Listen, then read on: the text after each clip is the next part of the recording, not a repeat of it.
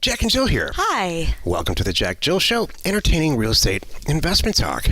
I'm Stephen Jack Butella. And I'm Jill DeWitt, broadcasting from sunny Southern California. Today, Jill and I talk about how we together divide and conquer in acquisitions and sales. And the whole premise here, I think, is if you have the opportunity to partner up with somebody who is better at or more interested in doing one side or the other side of anything, really, real estate investment-wise, my opinion is you're going to do better. Totally. Well, what one person can you think? I can't think of anybody that you can't be perfect at it all. Well, you're going to run out of time at some point. Well, that too. No matter what. Our energy and yeah, I agree. And there's ups and downs and everything, so I just think I don't know, it seems to work for us. And I've always had business partners in the past for things that I've done, for better or for worse. But I'll tell you, it sure is a lot, I think. Mm-hmm. Just for my personality, it works a lot better. Remember my dodgeball reference? Go ahead. No, go ahead. This is how I see it, how we operate. It's like how you and I run our business and do things. It's like picking members of a dodgeball team. How do I not remember this? So remember when you're in, I don't know, third grade playing dodgeball and everybody lines up and you're one of the captains and there's the other captain and you're picking first the best players and then you got to divide up what's left over. So that's how we are. So it's like, if you line up everything about our business, Jack and I are pretty good. We sit there and go, all right, you're good at that. Acquisitions goes to Jack's team. I'm good at sales. Sales goes to my team. And then we get down to the crap that's left over, for lack of better words. It's like, well, all right, I'll handle the phones. Yeah. If you handle the tech piece, you know, kind of thing. God, that's true. Isn't it funny? And then there's always that one kid at the end. Exactly, that nobody wants. It would be better if they weren't there at all. Exactly. Really. Oh, I'll take him today. You take him tomorrow. Okay, fine. Well, what's the equivalent in running a business for that? Personnel. I was going to say something else. Having to let people go. Personnel. No, but you know what I mean. You didn't even hesitate. No, it's all like, you didn't hesitate one bit. That just happens. See, and nobody wants to do it. That's the sad thing too. I mean, we got to include that kid. Come on, there's always one that can't throw a ball. Or can't run, or something, personnel. Or always gets hurt. They're always going to be one. So speaking of dodgeball, even recently, I've watched some kids play dodgeball. Really? And in this day and age, that's good. It shocks me every time I see it. That it's so violent, and it's of kind of is. This generation doesn't let their kids even fall down on the ground and scrape their knee. Yeah. Let alone just get their head bashed in by the kid who's just beyond his years in size. Yeah, that's funny. We should have had helmets back then. Yeah. Because you would nail. Remember, kids would come back and they had those red rubber balls. Crying. Man. That would leave a welt on your back if somebody hit you, right? Right. I remember back when we were kids and I played dodgeball. The word they went on record and said, please don't excessively hit someone in the face. Oh yeah, right. At point blank range. And if you do, they say that. And it's in Michigan, it was the equivalent of a penalty box. So you just go and sit in the box and laugh and horse around for like a minute. Oh, we never had that. And go back out, and because it's worth it. It's worth a minute timeout. You need a rest anyway. Oh. It's all totally backfired. And here's my final point on dodgeball. We never got that. I think the coaches and gym teachers have more fun watching this. Oh, it's hilarious. Than everybody. Oh, you know that. You're like, yeah, take him out. Get him for me. Yeah. That's It's right. making me feel that better, kid's too. been a pain in my neck. Let him have it. Oh, I didn't see it. What goes on in your head, Jill? That's it. Dodgeball was really for the coaches. It wasn't for us. It's the coaches' way of allowing us to just get everybody. I don't know. That's funny. Yeah, because they can't hit the kids. No, they can't, but we can. Were you ever standing in the back hoping not to get hit? Yeah. Well, you just got to be fast. I was never that person. You know what I did? You just got to be fast, and you got to get behind someone bigger than you. That was my strategy. I was the guy standing in front, causing all the problems for everyone. You're like, bring it. You're that kid? Yeah. Oh no. I was the enforcer. Oh no. You're like, did you like stare down? Oh, all that. Oh, I was yeah, in right. the penalty box more than anything. Okay, got it. Bring it out. Let me have it. Because you know what I'm going to do back to you. Nothing's changed. Intimidating. Nice. You know, this rolls right into what we're talking about. How do you win by intimidation? Nothing's changed. Yeah.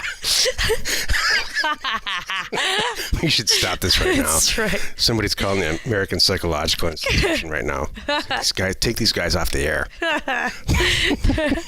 That's right. Okay. Before we get into our actual topic, geez. Oh, we have something? Yeah. Okay. Let's take a question posted by one of our members on the landinvestors.com online community. It's free. Okay. Delphine asks, hello, I would appreciate any help on this. We are pretty new to this and need some guidance. We purchased some land in an area that has a POA. An HOA or LOA, Property Owners Association or Landowners Association. Right. We have sold some and financed some. On the parcels that are financed, before the association can transfer the property to the person who financed the land, they need a deed. They said they typically get a warranty deed with a vendor's lien. I only have a template for a warranty deed, nothing with a vendor's lien. Can someone help?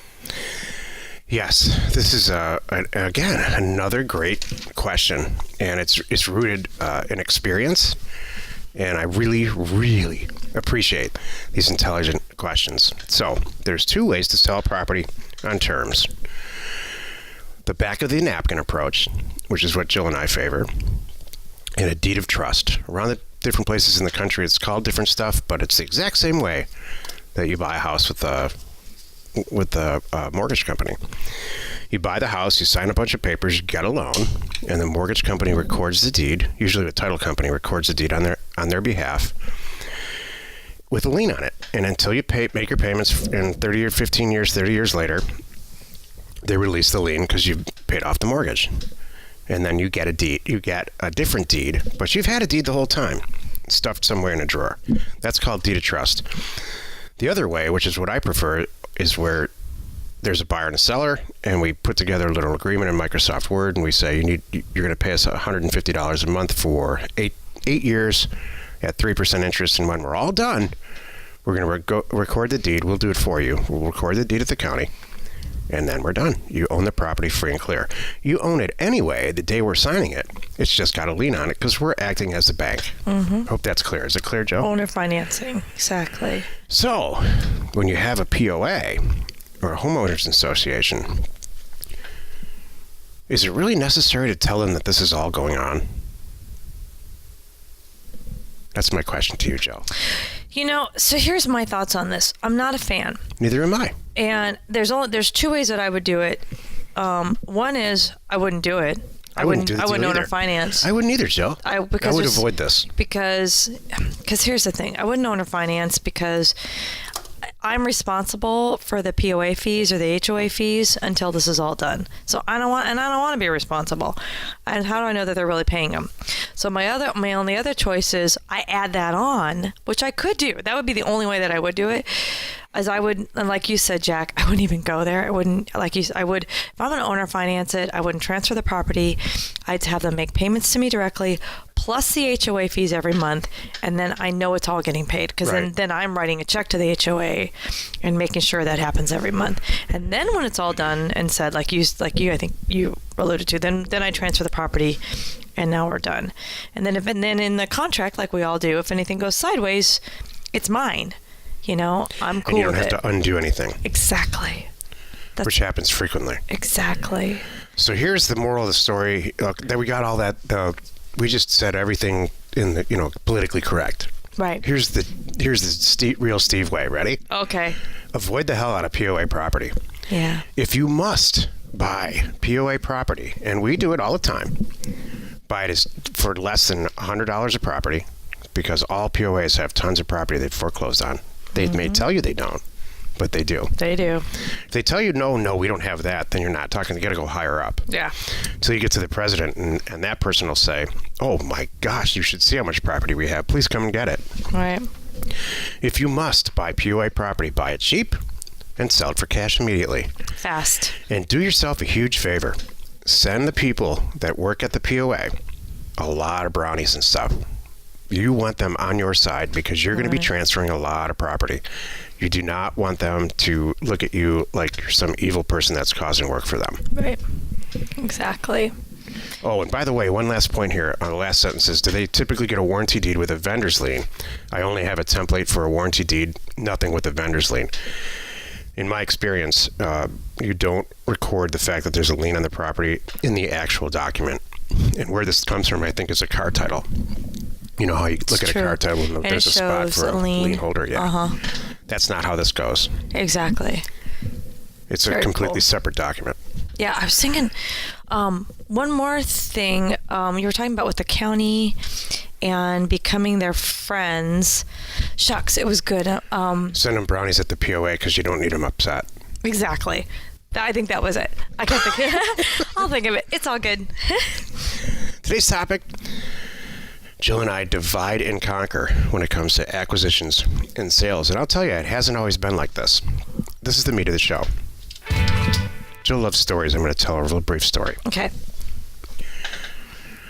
I started what is now Land Academy, Land Investors, and all these revenue streams that we have, House Academy, in the late 90s on a coffee table by myself, long before I met Jill, and have done since that day very, very, very well, up to and including this minute.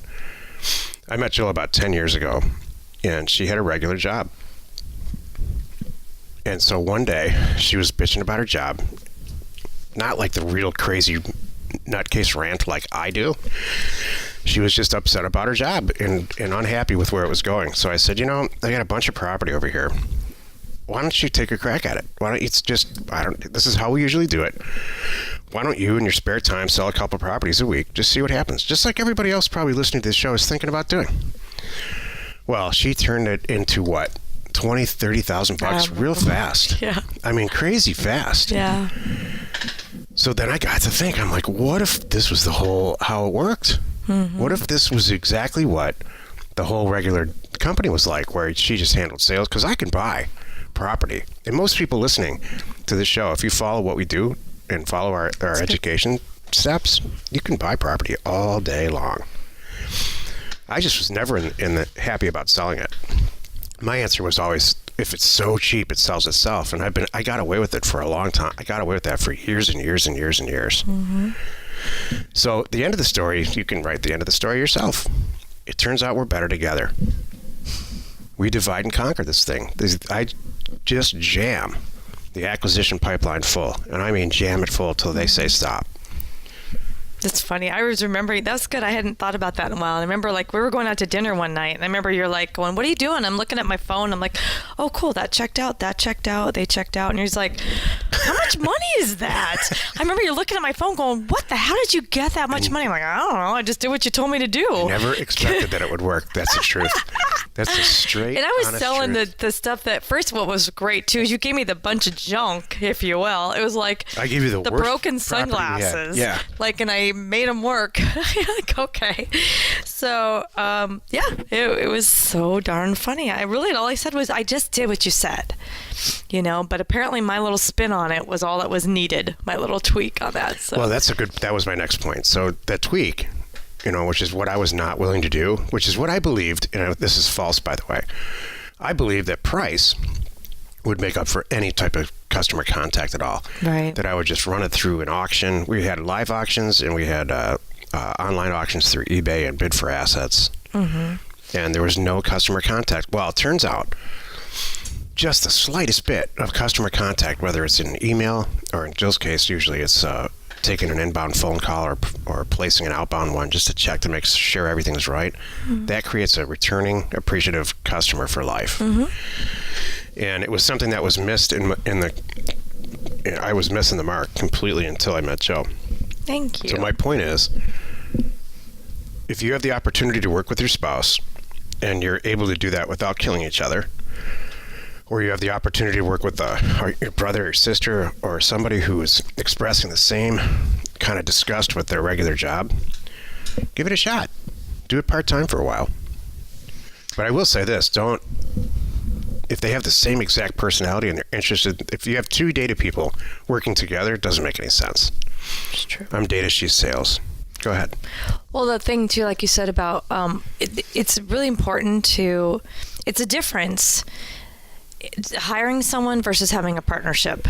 It's so great. It's so much better. We all know it when they have skin in the game. If you both put in, $10,000 or $50,000 or whatever it is to get this rolling, and you're both in it, that will make a difference. People just make different decisions. It's a fact. I mean, I watch our staff sometimes. I'm like, we just moved into a new office and they went a little shopping crazy. I'm like, hold on, everybody. I had to reel them back in. I'm really? Like, yeah. What kind of shopping crazy? I mean, just coffee makers. And I mean, we have extra stuff now. And I'm like, all right, and I mean, little office supplies. That was really fun. Do we really need a stapler? We don't have that much. And do we need an expensive stapler? It's not a big deal. Hold on. But it's just kind of funny. I need to rant for a second. We are all but paperless in our office. I know. But there is no paper. And I know. I make a big point about this. Unless we have to do deeds or, you need an original signature on a deed. So you can't avoid that, at least at this time. Yes. What is it about office supplies with some people? Don't know. We have highlighters. Hold on a second. Some people want to sit down at their desk and they get all their stuff where it needs to be with a little pencil thing. Right. We don't need business cards. Make sure it all looks perfect. We don't even need drawers, I don't think. There's nothing there. I know. The drawers and things, that's for you. That's where you put your purse and your lunch. And your car keys. I would argue you don't need any of those things. And your cell phone. But anyway, especially your cell phone. Anyway, so that's just that's one thing. It's I could rant about that. I know. Well, when you're building your business and doing this, I mean, that's a huge one for me. If you could get a real partner, who, like Jack said, who complements the areas that you lack in, that's awesome. And here's something else I was going to share. So last night, I happened to be rewriting my Bigger Pockets bio. I went and looked at it. I'm like, it needs to be updated a little bit. And it was so funny because as I'm writing my bio, it really wasn't my bio. It was our bio. Because it's impossible. That's not good. So no, but it's good. So go read it. It's impossible for me to describe me without including you and my business without including you. I can't say me, because it's not me. It's us, so it is now. I didn't mean to plug you in my bio, but I kind of did plug you in my bio because it's the truth. So there you go. Hopefully that see, I want you to go read it, Jack. So there's Steven, go see what you think. So Steven, Jack. The other thing and this is my final point. Yeah. It allows the person to concentrate on what they're really good at. Yeah. I can, for the first time in a long time, probably for the last year or so, really concentrate on data and spend the extra kind of research time to make it spectacular. So if you listen to our House Academy show or you follow us on House Academy at all, Jill and I buy houses and we buy land first and foremost, but we also buy houses and wholesale them. And the data piece, that's allowed me to create that. Mm-hmm. Because you guys are you're handling the sales / customer service piece of all of this. Mm-hmm. The bigger it gets, the bigger that piece gets. Mm-hmm. My job doesn't get that much bigger because I can send out 25,000 letters, right, or offers just as easy as I can 2,000, and with the help of some overseas people now, right. Exactly. So my point is that your burden is much bigger than mine, and I'm thanking you on the air. Thank you, Jack. That's the whole deal. I appreciate that. Welcome. Well, you've done it again. You spent another, 20 minutes with us listening to the Land Investors Show. Join us tomorrow where we discuss how to record your own deed stories and why it's so important in sales. And we answer your question, should you have one. Post it on our online community, found at JackJill.com, or go straight to landinvestors.com. You are not alone in your real estate ambition. This really is a lot easier with you than without you. Oh my goodness, yes. And it's so nice that we we know. It's like, you know, things come up, it's automatic. That's your side of the sheet, that's my side of the Yeah. sheet. There really isn't any dividing it up. I mean, we all know what you're good at, we all know what I'm good at. It didn't happen overnight, as I recall. I think there were some moments where I was wondering if it was going to work at all. I'm sure you had those too. You know, for me, it was more, I don't know if I had to, I guess I don't really have to prove myself to you, but I had to take some of the ideas and run with them. You know what I mean? Before you really would let me go. Like, you know, you had to hear me do it. You didn't know I could automatically jump in and do it. When you said, hey, see if you can sell these, I'm like, well, I can sell that. And then you're going, oh, wow, I guess you can. Well, that's what happened. Then I'm like, well, what can't you sell? And because you took the bottom of the barrel of land, as far as land goes, and turned it into, you took property. I should have said this on the air, on the regular show. You took property that I mentally wrote off. I'm like, we just can't sell this. And it's not because it's not bad property. That wasn't it at all. It was just because we had so much of it. We had tens of thousands of these properties laying around, literally. Right. It just got pushed down on the list and you didn't care about it. Right. And because we long made our money out of it. Mm-hmm. I get it. We still have property lingering around like that. It's I know. Amazing. It always happens. Hey, share the fun by subscribing on iTunes or wherever you're listening. And while you're at it, please rate us there. We are Jack and Jill. Information and inspiration to buy undervalued property.